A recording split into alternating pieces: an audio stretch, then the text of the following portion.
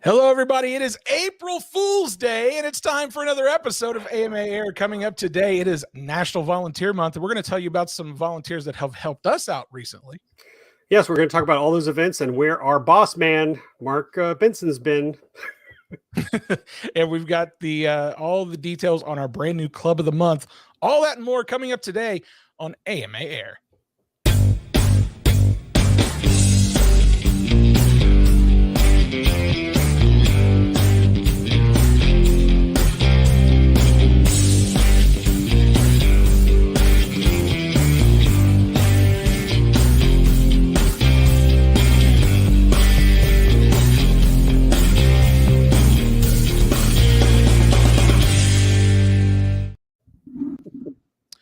Hello, everybody. Welcome to another episode of AMA Air. My name is Lee Ray. And I'm Matt Riddick. Happy to be here. I thought you were you're right. Everything's all confusing because it's April Fool's Day here on AMA Air. We're so glad you guys have joined us. And Lee, how are things down there in the great state of Texas? Oh, it's actually really good. We're out of hibernation and the weather is nice and warm and we're getting ready to fly. But I heard you got an April Fool's gift. Well, first of all, the idea that you guys go into hibernation in Texas, I'm not believing that for a second. But yeah, so 2 days ago here in Indiana, it was almost 80 degrees. I think the high was like 76 or 77. It was a beautiful day. I wake up this morning, there's snow on the ground, and I don't appreciate it. I don't appreciate Mother Nature's April Fool's joke. She could take it back. It's not funny. Well, you didn't have to shovel it, did you? I mean, no, I wasn't. No, I wasn't. It's probably gone now, right? It's already gone. You guys can't see it. My window's blown out, but it's all already melted away. But it still wasn't funny. I didn't appreciate it. You'll get over it. It's just snow. That's what my mom always used to tell me. You'll get over it. Okay. Well, anyway, we've got a lot of fun stuff to talk to you guys today. Talked about today on the show. One of the things that we've got going on right now, because you said you guys are coming out of hibernation in Texas, but all over the country, chilly 50s. Yeah, I would take the 50s right now. There are folks all over the country getting their airplanes out and getting started flying again, and we've had a lot of events going on over the last week or so. There's some stuff going on this weekend. We want to tell you guys a little bit about some of the stuff happening, and we're going to kick it off here with something that's going on right now.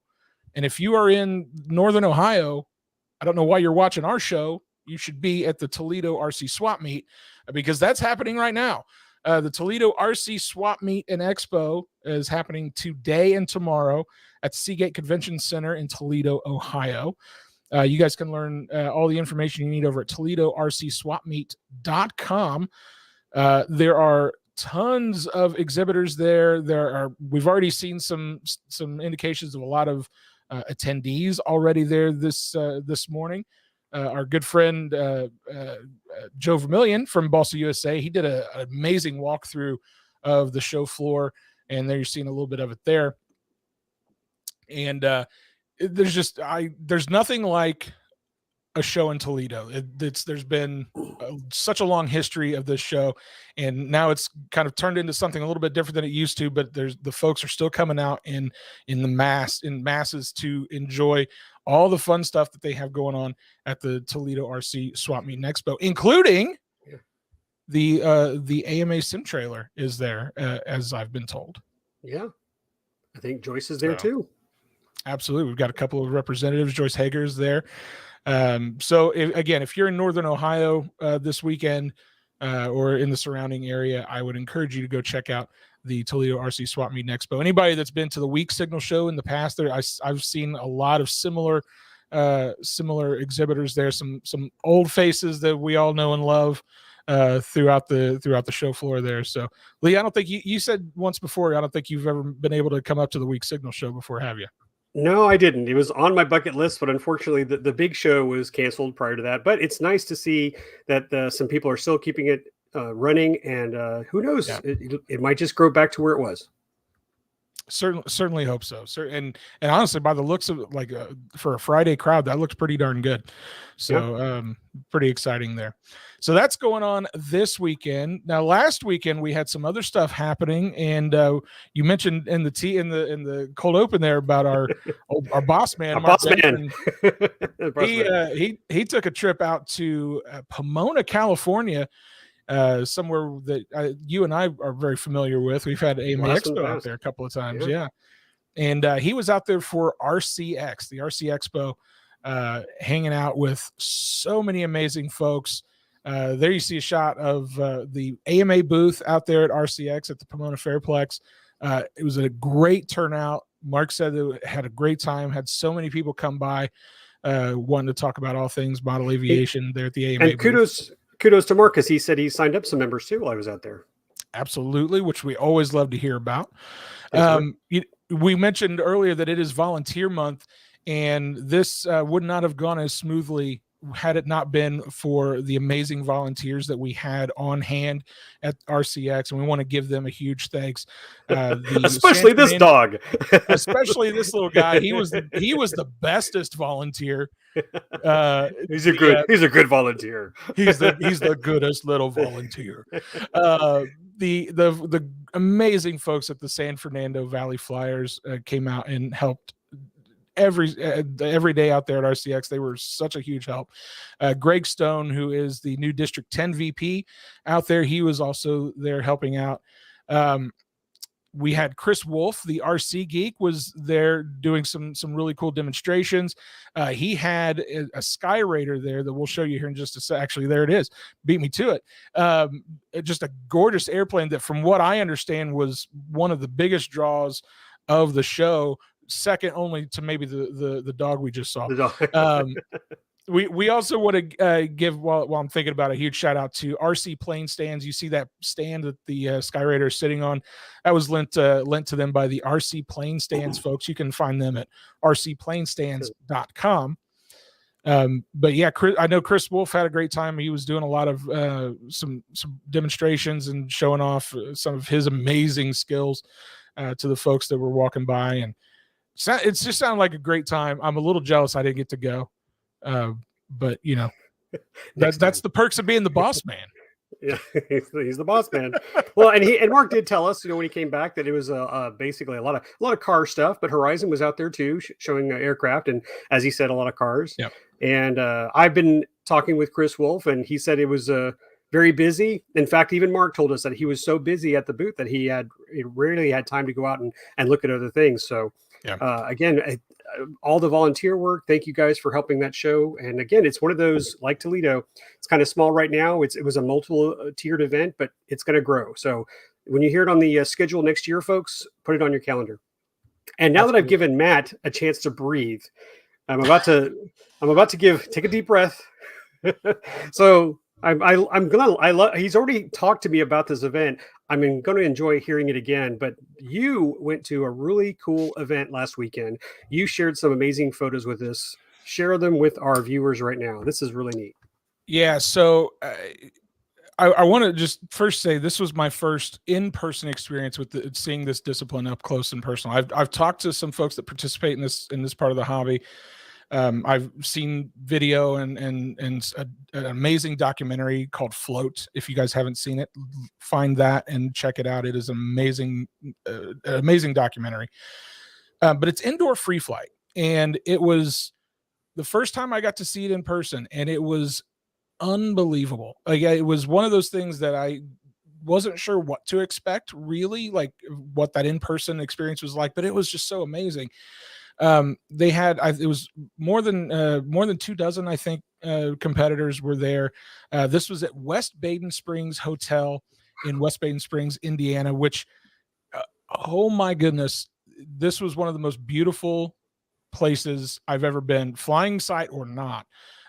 It is a hotel. It is an operational hotel. They have this incredibly gorgeous and ornate atrium that you see a picture of right now, 100-foot ceiling. So it makes it a category 3 flying site for indoor free flight. They were having the 3rd annual Jim Richmond Open, which was named for an 8-time world champion, Jim Richmond. And again, it was at West Baden Springs Hotel in West Baden Springs, Indiana. All sorts of indoor free flight disciplines were going on there. You had F1L, you had the penny planes were out. And of course, there were quite a few F1D flights going on as well. And when we talk about how light these airplanes are, we're talking about under 2 grams in most cases. They are literally, they seem to be lighter than air. And there were flights that broke records. There were a couple of folks, Alexander Welter, he set a national record in A6 at a minute or a time of 6 minutes and 9 seconds. So that's how long that flight lasted. Ross Clements, he set an ROG stick record of 13 minutes and 56 seconds. So congratulations to those 2 guys. And, you know, it was as exciting as all of that part was. And you saw the smiles on the faces of these guys because they love flying in this location. It is one of the world premier flying sites. They've been flying at West Baden Springs since 1967. And one of the reasons that I got to go down there, and I actually went down with I was joined by Rich Hansen, who's the AMA president. We were presenting the West Baden Springs Hotel with a very special award. We were naming them a National Air Modeling Historic Site, which has only been bestowed to 7 other flying sites before this. So it's a very prestigious list of flying sites. Torrey Pines is a part of that. Rhinebeck Aerodrome is a part of that list. Well, West Baden Springs Hotel has now been added to that list, the 8th National Air Modeling Historic Site to be designated by the AMA. There is Rich Hansen and David Lindley, who's the president of the National Free Flight Society on the right.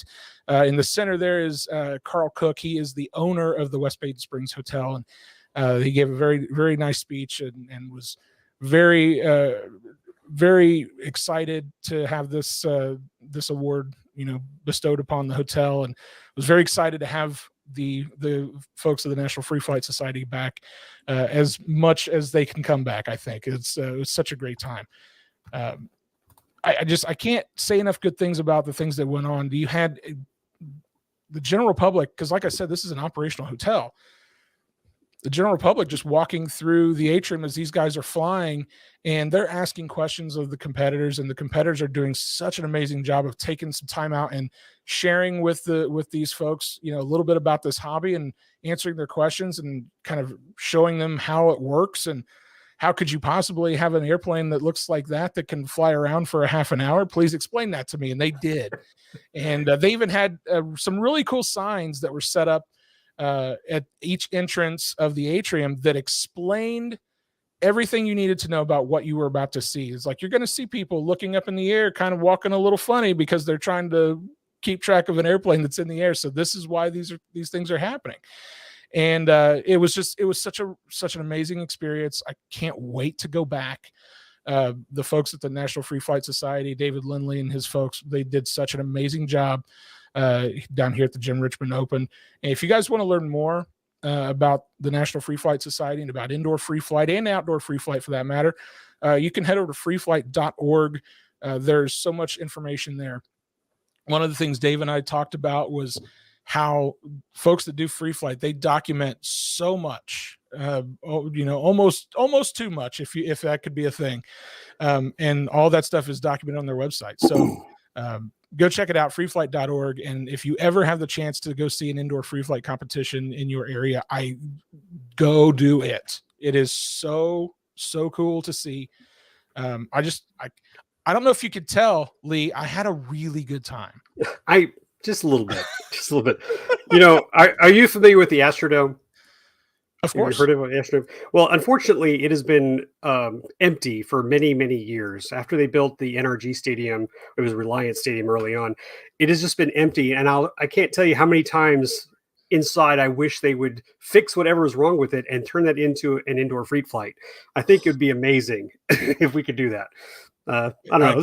Let's get it going. Cosign. Holy cow, that would be incredible. I would like to see that. I want to give a shout out to Darren Hudson in our chat. He said it's the epitome of public outreach for air modeling. Could not agree more.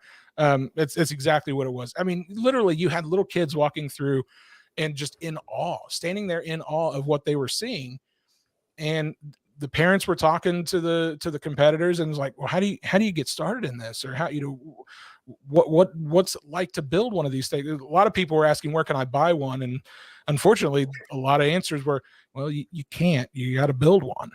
And you saw a lot of faces get really confused by that. But then once they saw how these airplanes operate, they're like, okay, I get it.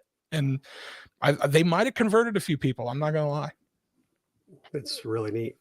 Yeah. Well, thank you for sharing that. It was really nice to see. And I hope someday I can go visit it myself. It looks like a really incredible hotel.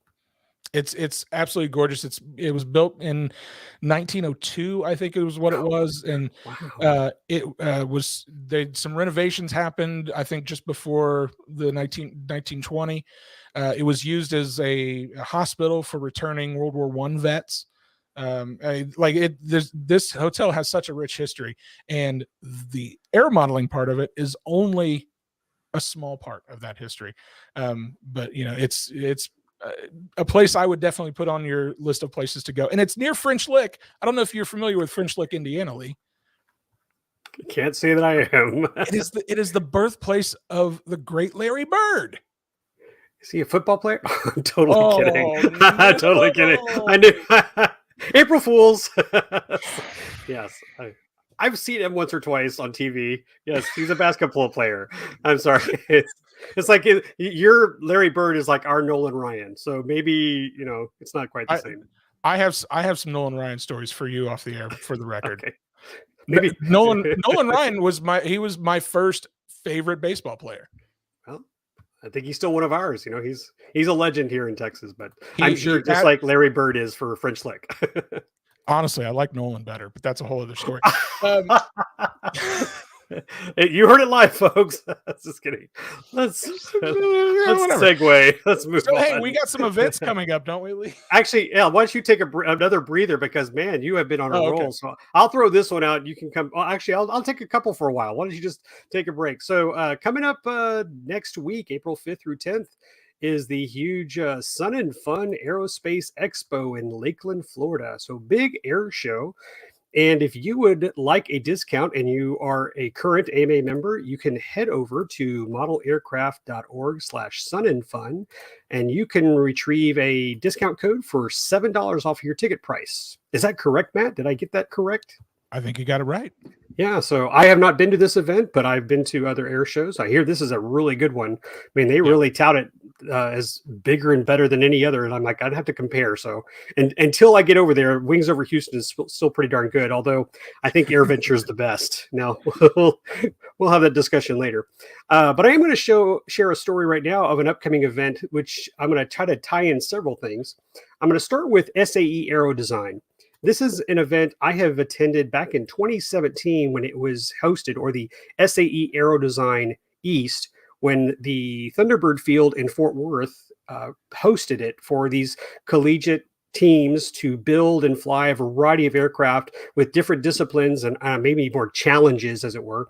And it was so much fun. It's also hilarious. So I'm going to say, if you ever hear of an SAE Aero Design in your area, go watch it as a spectator. It is great. And, kudos to these young minds who build something to achieve an almost impossible event. I will tell you, the one I went to, it was how many tennis balls can you cram into an airplane with certain restrictions, fly it around a lap and land. And the numbers were in the hundreds, folks. I mean, we're not just talking 3 or 4 tennis balls. They were considered paying passengers. So that being said, you like that? I do like that. So I had I had an email from a young lady named Braxton who goes to Oklahoma State University, and she was sharing with me something similar to a SAE Aero Design called Speedfest. And I think this year it's Speedfest 11, and she is on a team called the Black Team. And this is the flyer they sent me. And I didn't know anything about this, kind of like my experience with SAE Aero Design at first. But when she started talking to me, it's very similar. These are college teams that get together. They're given specs on what the challenges are, and then they compete. So coming up on April 23rd in Glencoe, Oklahoma, and you can get more information from the link that Dylan thankfully just posted, speedfest.okstate.edu. They just want to get more spectators, just like the SAE Aero Design. And it was so fun to talk to this young woman and hear about her team and what they're building. They do have some videos online, which I'll share after this show on our social media links. And here's the challenge that's very unique. I told you about the tennis balls. Listen to this challenge. There's all about speed, obviously. And so the challenge is they build these planes themselves. They all fly on 6S. And the first round is flying up to 500 feet and landing in the quickest time possible. And then immediately after that, they do a pylon race where they're racing for a time to get the best speed out of their airplane afterwards. And I was like, wow, that is very quick, very challenging to have to do all that, because you have to consider not just your design of your aircraft, but the battery capacity, how efficient you are. And then another challenge they have is being able to fly the airplane in a variety of patterns. So just normal flight, maybe do a roll, do a loop or whatever. I'm not sure if you have to charge your battery after the first two. I would. I was like, I think I'd be safe. But it was just inspiring to see these young minds working on a project that I just love this challenge. And again, I'm sure there are awards and fame, and they'll move them up into other careers in aviation. So thank you, Braxton, for reaching out to me. We'll share all that information out there. But finally, I get to add on this really cool part. SAE Aero Design East is coming back to Thunderbird Field this year. And my buddy Fitzwalker always volunteers. He always helps out. So it's volunteer month. And so, it's going to be in May, but we're volunteering anyway. We'll keep the tradition going. So he's going up there. I am so excited to say I'll be joining him again and doing some more photography and video, maybe do some live feed if we can from up there. And guys, just see some amazing aircraft and builds and wonderful people. I will tell you, just walking through, and it was so crowded, walking through those teams back in 2017 and listening to them talk and looking at their designs and watching them troubleshoot problems is amazing. And so if you were talking about the inspiration of this hobby and how people are sharing, the joys of it, I think SAE Aero Design is that other next level where you see so many people working together. So anyway, those are coming up. The SAE East is in May, and next week the SAE West is happening at the Valley Flyers field, Apollo 11 field. So they're volunteering for the big event out there. It is going to be a very busy month, folks. It is indeed. And I'll tell you, those SAE events, inspirational is the right word to use there. It really is an inspiring thing to see. So many young people who are interested in aero modeling and aeronautical engineering and all of those types of things to really get out there and try to be creative and use some of those creative juices in their brains to come up with some cool ideas. And I always enjoy kind of seeing the recaps from those events. There's so much cool stuff going on there.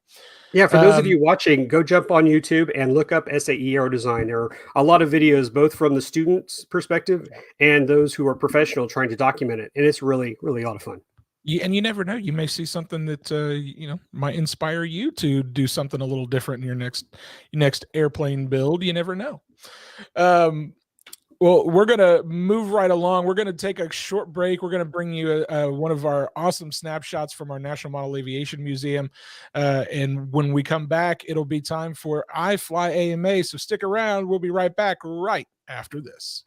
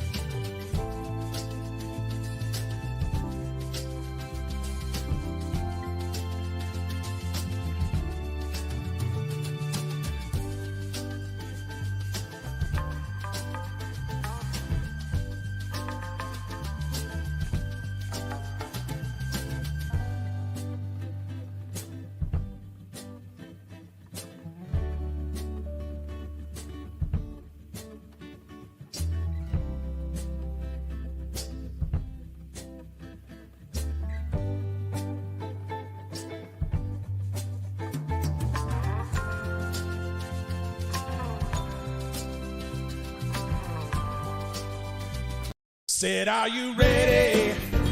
Are you ready for iflyama? Well, it is that time of the show once again to share with you guys some of the awesome stuff we found on our iflyama Facebook group.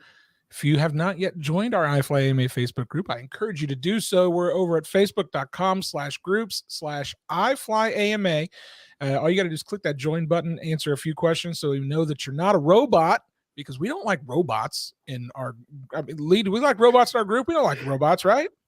Please, no robots. No robots, please. We don't serve your kind here. The Star Wars reference. Yes, absolutely. And but yeah, you could come in and join the community in the iflyama community. We're just having such a great time, and they're sharing all sorts of cool things, content, stories, how-tos, you name it. All this content is here for you, and a lot of it comes from you guys. And this is where we share some of the fun stuff that we found. Lee, do you want to go first? Do you want me to go first? Why don't you go first? I'll go first. Okay, sounds good. So I got something a little different than I normally share on the show. I found something that I thought, you know what? This guy's asking a question, and I'm going to share this with the group. This guy's asking a question? That's not the guy asking the question. That's Mark Benson, everybody. Hello, Mark Benson. Dylan, it's been nice knowing you. Ooh, he's going to pay for that one. So we found this post from, wow, that threw me off bad. From Tim Haggerty shared this post in the iflyama Facebook group, and he was asking a question, asking for some advice from folks. He said, I picked up this craft transmitter today at a flea market. Wants to convert it to a 2.4 if possible. He wants to know if you'd like some information on where he can get it done, what the prices are, what kind of receivers he can use on it. He would like to use Spectrum receivers if possible. Now, since I chose it, there have been a lot of folks that have chimed in and offered their suggestions, a lot of good ones, a lot of folks that are, even our own Tony Stillman, our AMA safety and technical director, chimed in. He says he can convert it. He's converted many before. Somebody also mentioned to check with Cal Orr, who's another great resource for that sort of thing. But if you have any insight and want to share your insight with Tim, I would encourage you to go do that in that thread. I think that's a really cool idea to take one of these old radios and convert it over. It would sure turn some heads at the flying field, I would think, Lee. Well, yeah. And when we were at the expo, there was a gentleman there, and off the top of my mind, I forget his name, who had that huge collection of all the transmitters. And Yes. in his possession was one of the first transmitters I had as a kid that it's a Heath kit my father actually built, because my father was an electrical engineer. So he soldered everything together, and it's this baby blue transmitter. And every time I see one, I go, man, I'd love to get one of those, but they can get pricey to do the conversion or to buy one. So it's like, it was fun. It was fun thinking about it. Good idea. But it is neat. And in fact, just to jump on Tony for a second, Tony was at the Perry swap meet and brought a couple of radios he had converted for people that he was meeting at the swap meet.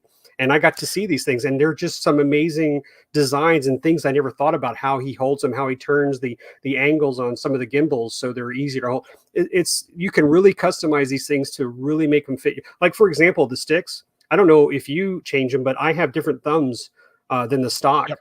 So because I use my thumb. So I have a big curved grip there. So I'm not a pincher. So you're a thumb flyer, not a pincher. I'm a thumber. Yep. I'm a pincher. Yeah. And it's different for different folks, but it's amazing. Yeah. But like that, depending on how comfortable you want to be with it, you can do so many mods. So for sure, anyway, that is a cool post. And I'm curious, when Tony brought those radios down to Perry, did he bring any single sticks? That was what he had. Oh, okay, yeah. It's funny because he let me kind of mess around with a single stick he was working on one day in the office, because I'd never actually held one. And I'm like, how does this even work? My brain just could not figure this thing out. But he handed it to me, kind of showed me what everything did. And I was like, just kind of pretended I was flying something. I wasn't really flying anything. I was just pretending. And I was like, wow, this actually is like it clicked very quickly. I was surprised how quickly that my brain kind of said, "Oh, okay, I get it." Well, I'm not going to So make this the Tony hour, but he did tell me about how people hold it, and there were pads. There were some pads that were attached yeah, to the thing, yeah, and just your hands more comfortable. And you're right. I just sat there for a minute. And went, I could fly like this for an hour. I think yeah. if I was flying a glider. Yeah. So Hey, thank but you for sharing that. before we continue, I want to folks put down in the comments because now I'm curious who all uses thumbs and who all pinches. Do I have my Put your preference in the comments. We're curious to see this. I was going to see if I had my DX9. I was going to show you the thumbs, but yeah. So that is a good poll. We should probably put that up there. Yeah. All right, Lee. What'd you come across in the iFly AMA Facebook group? Well, you said it very eloquently at the beginning to talk about iFly AMA. We have so many great conversations. Some of them are very lengthy and good discussions. Some of them are very short and just to the point. Like, hey, there's an event coming. This just actually popped up, and I was like, "This is so cool! I don't want to miss on it." So, this came up on iFly AMA group. I hope everybody got to see this. But Balsa USA just came out with a brand new aircraft. That is so cool. I hope everybody gets their wallet out and goes out to his website and puts down bucks on that Fokker Kopfubauer. Oh, that is brilliant. I thought that was great. You know what? And it might be Kopfuber, but you know what Kopfuber means? I actually don't. So I saw this post and I was gonna look it up, and I got busy and didn't. But I know I don't know. Kopfuber means upside down. That's good. So, all right. So, you know what? It totally distracted me from doing a normal iFly May post. But Joe, I always like your humor. I love your passion for the hobby. This was a good April Fool's trick for all of us. But Kopfuber really put the icing on the cake. And I got to tell you, not a bad Photoshop job. It ain't bad. I'm ain't bad. Impressed. Now, if he'd actually had it landing inverted, I was like, all right. But no, that's funny. That would also be pretty cool. Well, that's awesome. Thank you for sharing that. I should have known. Well, there's one other thing that we need to do before we wrap up this segment of the show, and that's to announce the cover photo contest winner for the month of April. This is going to be the photo that will grace the cover photo slot in our iFly AMA Facebook group throughout the entire month. And I believe we have a winner. Are we ready for the drum roll? The winner is Phil Camp. What an amazing shot that Phil shared here. Lee, is that a Piper Cub? Yeah, it's highly modified, but it's amazing what you can do these days with Piper Cubs. Yeah, I think he even might have changed the paint on it. I'm not sure. What an amazing photo. And a British B-25. You don't see those all the time. No, you don't. That's very true. That's going to be on our cover photo for the month of April on the iFly AMA Facebook group. Congratulations, Phil, for submitting that. And guys, we're going to be getting ready for our next cover photo contest that will be for the month of May. Oh God, that's coming really quick. That post is going to be up very soon. So be on the lookout for that and get your photos ready. So that you can get those up there as quickly as possible. Start gathering those likes and reaction emojis and whatever those things are called. Let's see the pics. Yeah. let's see the pics. Yeah. All right. Well, that wraps up our iFly AMA segment for this week. Let's talk about Club of the Month, because it is time to announce our Club of the Month for the month of April. Lee, I think I'll let you have these honors and let us know a little bit about the club that we've named Club of the Month for April. Well, I think I'm going to start with the big comment for this club.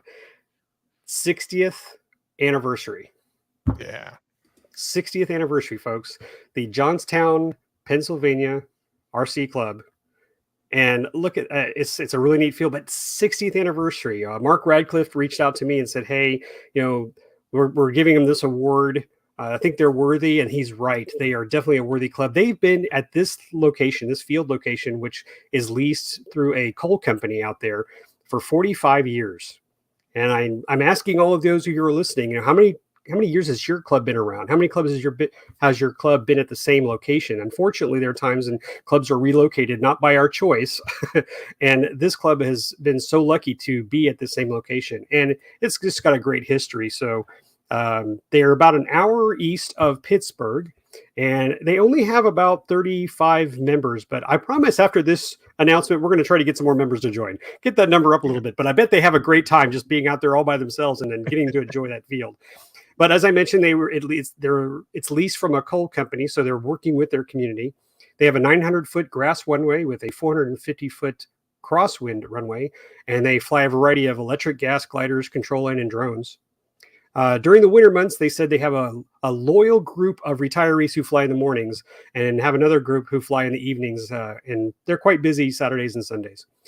They are an AMA intro pilot program, and they are a gold leader program. So thanks to the Club of the Month, Johnstown RC Club. Guys, you really deserve it, and thank you for all your hard work to be a part of this hobby. Yeah, absolutely. Congratulations, guys. That it's such a great honor. And I mean, I think the thing that stands out to me, again, like you mentioned, 45 years at the same field. That is such an accomplishment. There's so many things that play into that are completely out of the control of the folks in the club that could cause you to have to find a new field, and to say that they've been able to hang on to the same place for 45 years. I think that goes to show how important they are to their community, for sure. I think that's certainly a testament to that. And yeah, huge congratulations to the folks at the Johnstown County Flyers. That's awesome. Well, guys, it is coming up very quickly. The AMA Virtual Junior Camp is happening April 25th through the 29th. I want to give you guys another quick reminder that is coming up. But what's more important is if you want to get in on the flight packs that you can purchase through our website, you need to do that before April 11th. That way we can ensure that you get the flight pack before the start of junior camp. You can find out more about that at amaflightschool.org/AMA-junior-camp. You see that at the bottom of your screen.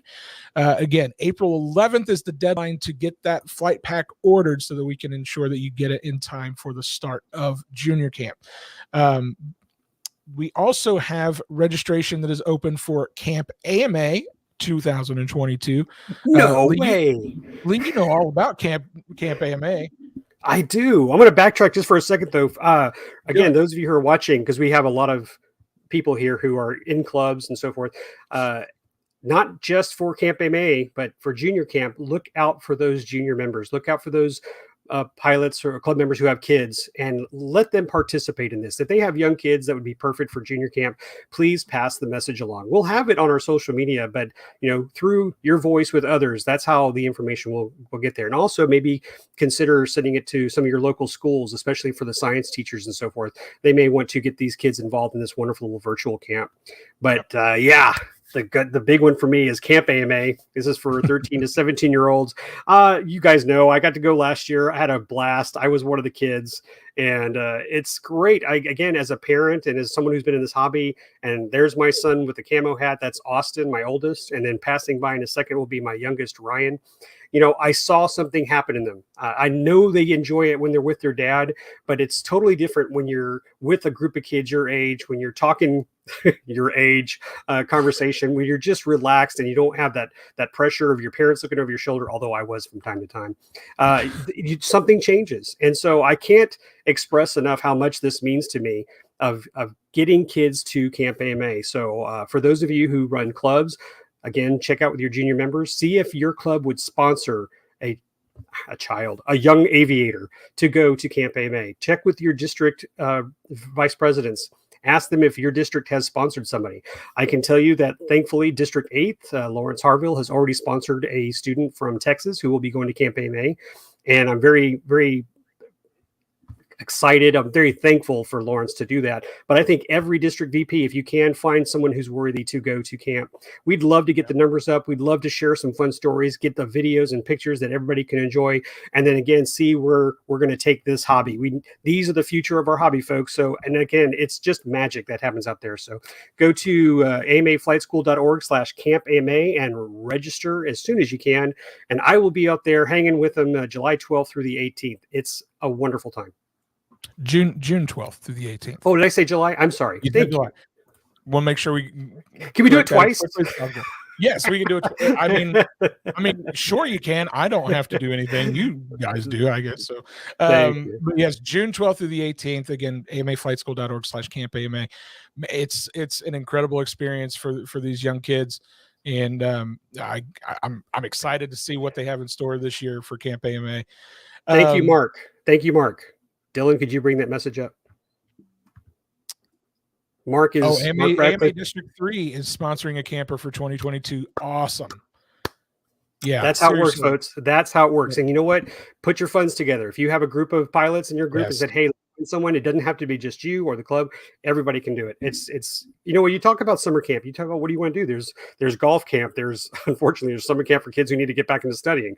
But this is the best RC camp you could imagine. And again, please share the word. Camp AMA, #Camp AMA. Thank you, Darren. Yeah, and thank you, Mark, for sharing that as well. That's awesome info to hear. Something else we have going on at the IAC this summer. If you're going to be in the area, this is going to be a huge event happening July 8th through the mosquitoes, 14th. Right? Tons of mosquitoes. There probably will be some of those. That's the sound I'm hearing when you started talking about this. It's like, it is the Pylon World Championships, the FAI F3D and F3E World Championships for Pylon Racing is happening July 8th through the 14th. 12 countries are confirmed to be competing: Australia, Belgium, Canada, France, Germany, Guatemala, Italy, Japan, Netherlands, United States, Czechia. They're coming from all over, folks, to have this amazing World Championship event that from the FAI. It's going to be here at the International Air Modeling Center, again, July 8th through the 14th. If you're in the area, come by and check it out. It is going to be the best of the best in the world at Pylon Racing. They're going to be here on site and competing in this world-class event. I'm super excited to see this. I've not seen a Pylon World Championships before, so this will be a first. I'm excited to watch this. Lee, what's your thoughts here? I mean, this is going to be something that we're going to be sharing a lot of content for, I would imagine. Well, again, if you haven't experienced it, go online, look up Pylon Racing on YouTube. If you've seen the full scale, you can imagine that the pitch is a little higher, a little faster when you're down close to it.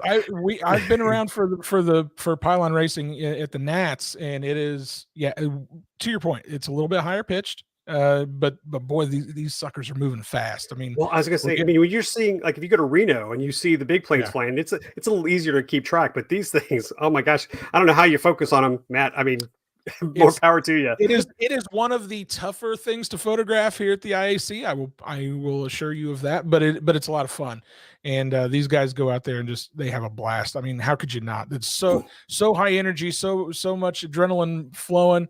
There we've got some shots of some Pylon racing in the past. It's going to be fun. I'm excited. We're going to have some amazing competitors here on site, and we're going to be bringing you tons of content. We don't need to look at that guy, but we're going to be bringing you tons of content from the FAI World Championships for Pylon Racing, again, July 8th through the 14th here at the International Air Modeling Center. And before we get out of here, I do want to let folks know. I want to plug real quick, if I can be a little bit selfish for a minute. Pylon Racing is a blast, Darren. Thank you for that comment. Absolutely, it is. So the AMA podcast, if you guys haven't subscribed to the AMA podcast yet, head over to modelaircraft.org/podcast and do that. We just released a new episode this week with Tony Stillman. Again, we bring up Tony again, but why not? Because Tony knows everything, and we like to share as much as his info as we can. We had a great conversation that centered around the large model airplane program. If you guys are not familiar with the large model airplane program, airplanes that they weigh over 55 pounds. They are, it's a whole world in and of itself, but we kind of brought Tony in to kind of demystify a little bit what that program looks like, how you get involved, and find out that it's not really as complicated as you might feel like it might be. So I would encourage you guys, if you're interested in learning more about the Large Model Airplane program, go listen to the latest episode of the AMA podcast. And there's tons of information in that episode. And so I wanted to get that plug in before we got out of here, because it's a good plug. I listened to it. It's good stuff for the car. And before we leave, yeah, wait, there's more. Yes. I'm just going to add, I want to thank everybody who's been joining in the comments and with us today. You guys are the reason why this hobby is so strong, because you like to talk about it. You like to know more about it. So go out and spread the good word of model aviation. It's why we're here. It's why we have so much fun doing it. And again, thank you for joining us. And if you have any questions, you let us know. Again, bring them in the comments. Stay tuned for our next show. And let's get some more topics that you guys like to talk about. Yeah, and I just wanted to mention, I just went back to find out how many pinchers versus thumbers we had in the comments. Okay. I'm seeing Lee. I'm seeing an awful lot of pinchers in the comments. I'm just saying. Terry's a pincher, I know that, but I've been flying thumbs since I was little, and it's working for me. And I don't know. It just works out. So I'll tell you, it's really funny. When I started, I used my thumbs because look, I grew up playing video games, and that's the thing. That's what you do. That was the natural thing. Jay Smith, our editor of Model Aviation magazine, he's the one that said you should try pinching. It's a lot. You feel a lot more secure that way. And I was like, I don't know. That seems weird. And then I started doing it, and I can't go back to thumbs anymore. I can't do it. pinch crash. Thanks, J Mac. We appreciate that. Thanks, J Mac. I mean, honestly, he's not wrong. But I don't think it's because of the pinching. I think it's just because pinch for precision. Seriously, like I know it's different for everybody. I'm not advocating that one's better than the other, but I did find that I was much more precise in my movements when I switched to pinching. But again, that's me. Everybody's different. But it's funny how I can't go back anymore. I've tried going back to using just thumbs. I can't. It's just that plane is going to crash immediately. So yeah. So stay tuned for next AMA Air, where our poll will be: are you a Dean's? Are you an EC3? Are you an XT60? Then we'll start getting into connectors. That'll start a conversation. That's what we need. Why not have a poll for every episode, Lee? I think that's something we need to start. I'm okay with that. Let's get some more interaction. We might jump off the rails. Oh, we will. Especially when we start talking about connectors. The cool kids pin. Well, guys, thank you so much for joining us today on AMA Air. We really appreciate you joining us and watching today's episode. If you enjoyed the show, we'd love it if you hit that like button, comment, share, subscribe, do all those fun things. Hit that bell. There's probably still a bell, I guess. Be sure to hit all those things, and we'd really appreciate that. It'll help us out tremendously. And don't forget, if you are not a member and you're watching the show, you can join by going to modelaircraft.org/join. Absolutely. And for everybody here at the AMA, we thank you guys so much for watching. We'll see you on the next episode of AMA Air. Until then, we'll see you later.